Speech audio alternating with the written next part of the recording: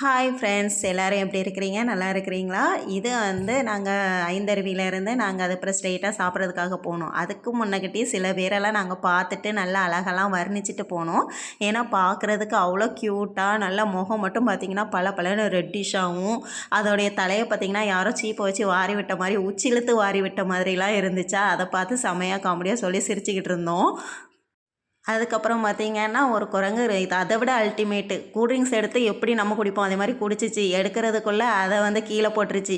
ஏன்னா நம்ம எடுத்து அது வந்து ஃபேமஸ் ஆயிருமோன்னு பயந்துருச்சுன்னு நினைக்கிறேன். அதுக்கப்புறம் உட்காந்து உட்கார இடத்துல வந்து நவாப்பழம் கொட்டிக்கிட்டு இருந்தாங்க.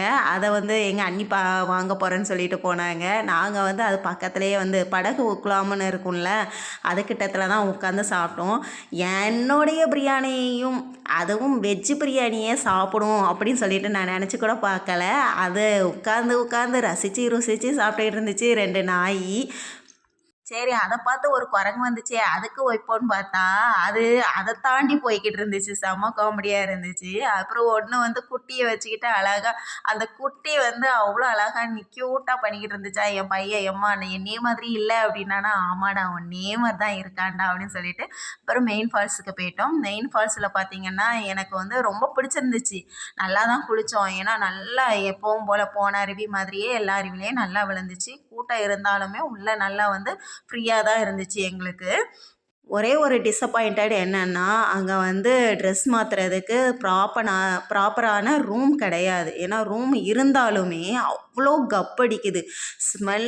அந்த ஸ்மெல்லுக்கு கண்டிப்பாக நம்ம சொல்கிறோம் அங்கே உள்ளே இருந்து மாற்றவே முடியாது. அதுவும் வேறு உள்ளக்க க்ளீனாகவும் இல்லை. இவ்வளோக்குள்ளே லேடிஸ் வந்து க்ளீனாக வைக்காமல் இருப்பாங்களா அப்படிங்கிறது எனக்கு ஒரே டவுட்டாக தான் இருக்குது.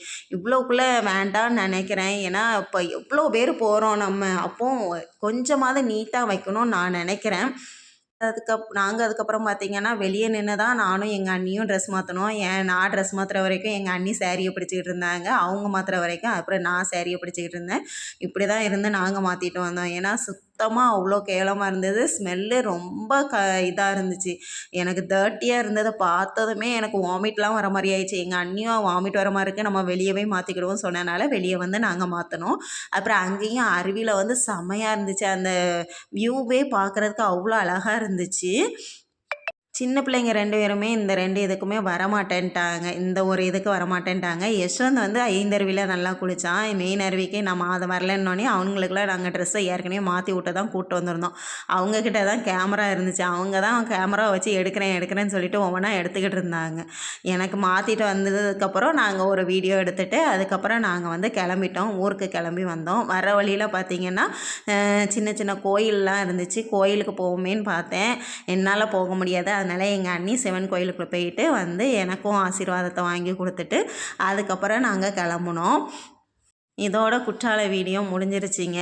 ஏன்னா இதுக்கு மேலே நாங்கள் குற்றாலத்துக்கு போவோமான்னு தெரியலை. இனி அடுத்த வருஷம் தான் பார்க்கலாம் குற்றாலம். அப்போவும் இதே மாதிரி நல்லா விழுந்தால் சந்தோஷமாக இருக்கும். பாய். ஹாப்பியாக இருங்க, ஜாலியாக இருங்க, என்ஜாய் பண்ணுங்கள்.